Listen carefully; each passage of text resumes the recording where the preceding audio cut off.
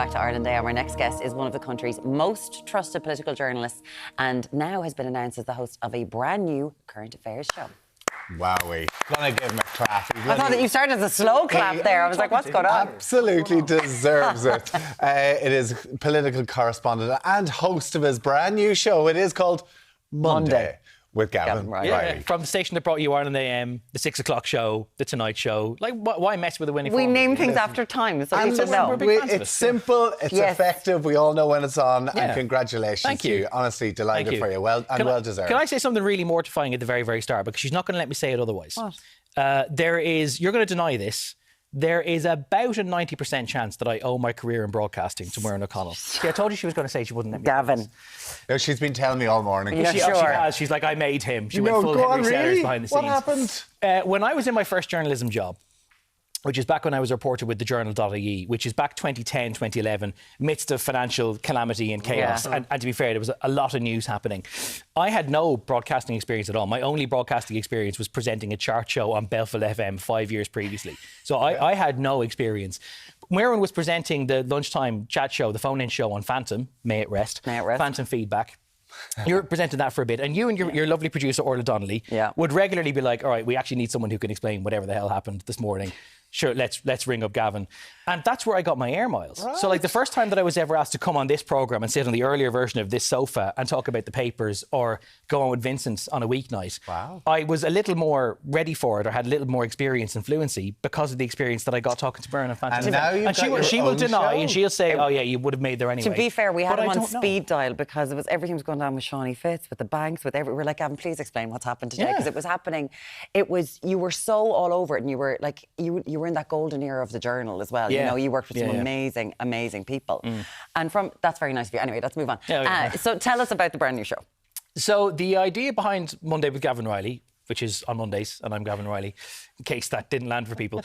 The idea is that it's a little more conversational rather than confrontational. So when people are used to seeing The Tonight Show, which is still going to be a linchpin of the schedule 2 nights a week, again, another temporal themed name, because you can see what we're doing here. Yeah. The Tonight Show's classic model is, a rep from a government party and a rep from an opposition party, and their ideas can conflict and they can face off in that kind of setting, and you can have some other experts or journalists on the side.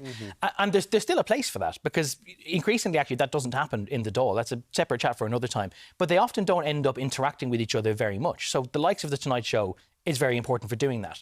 But if you don't want the conflict of government rep versus opposition rep and ultimately speaking over each other and maybe getting into a bit of a shouting match, if you want something that is a little more, you manage the tempo, a little more conversational rather than confrontational, that's what we're trying to do. So there will be politicians on it from time to time as the need arises. Like if politician has a case to answer, if there's things they want to talk about, by all means, we will have them on and we'll have that conversation. But often we'll be doing politics without the politicians, because we want to have a little bit more scope to do stuff without their spin, without their kind of rhetoric, to just take a slightly slower pace and to hopefully make sure that when the viewer is finished after the hour, that they feel like they've got a more genuine, nuanced, rounded understanding of whatever it is that's going on in the world. Oh, listen, it sounds fantastic. It sounds like there's a great slot for it on a Monday night as well. Great opportunity for you. Like, you've been with Virgin Media News for 9 years. You were on The Tonight Show. You're hosting that for a while as well. Like, you've done a fantastic job. You must be so proud.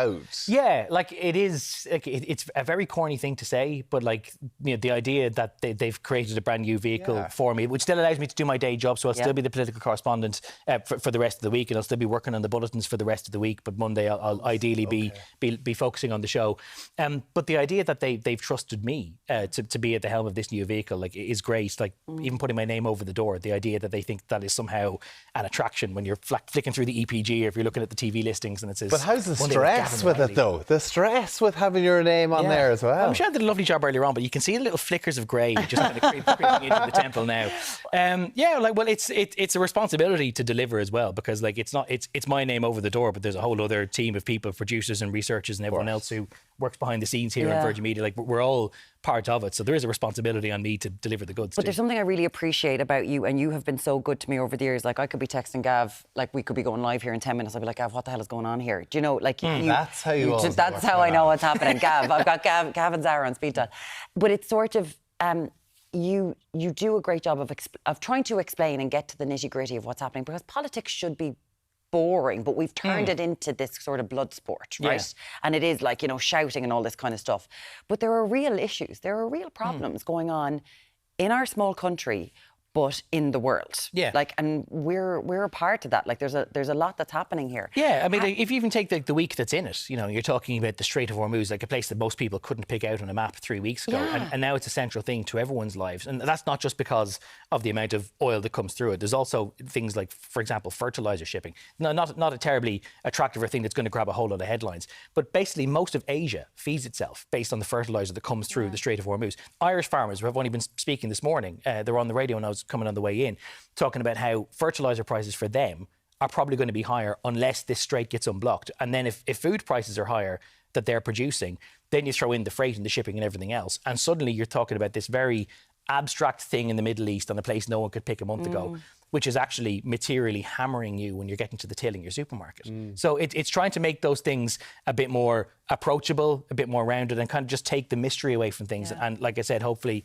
people finishing the hour with a better understanding than they had when they started. Will you be covering all world events, local events? Will you be trying to focus on anything that, like, is there anything that you really want to get your teeth stuck in? Anything that really excites you? Well, Meath's promotion to Division 1, which went scantily overlooked with Paddy Andrews and Gavin Cooney earlier on. I was aghast. They're like, oh, Dublin and Longford. No one's talking about Meath. So I will get into that. We'll talk about the economic boon of Troy Parrott.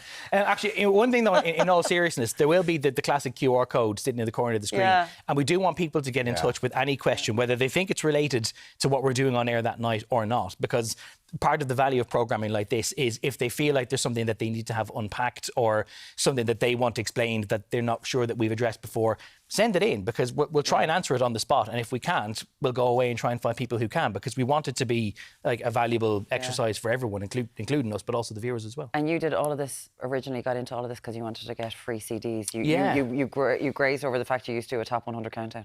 I used to. My entry into journalism was knowing that the college paper in UCD, the University Observer, UCD's premier student publication, like the College Tribune has Donny, but we don't talk about that. I realised that they would get advanced copies of albums, you know, physical CDs. Ask your parents. Physical CDs that would come out in advance, and if you volunteered to review them, they let you keep them for free. It's amazing. So that's what got me in. So I started doing music reviews, then into music features, then into regular features, then into actual news writing. So as the years went on, I kind of went from the back of the paper towards the front.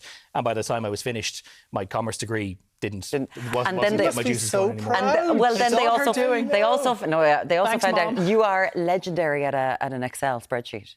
Oh, yeah. Like even the politicians talk about Gavin's Excel spreadsheet. Can't wait for the by-elections, because they were going to have 2 live tallies going on to find out what's going on in Dublin Gavin, Central. try and sell the show. Come on. It's not going to be spreadsheets. I promise no live spreadsheets on television, but where there is a need for data, rest assured, we will do it. Listen, if there's one person who knows exactly what's going on, it's Gavin. Thank you, lads. What time are you starting tonight? At 10 o'clock tonight, and most Mondays on Virgin Media 1 and Virgin Media Play.